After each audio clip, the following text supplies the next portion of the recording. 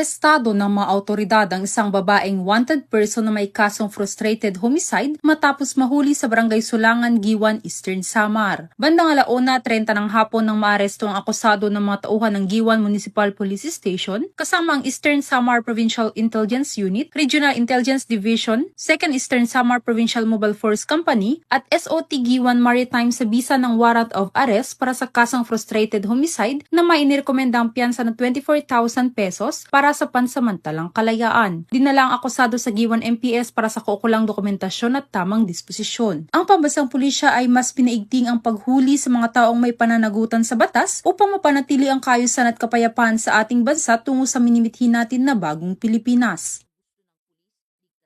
Mula dito sa Tacloban City, ako ang inyong PNN correspondent, Patron Human Flores, alagad ng batas, tagataguyod, Balitang Police.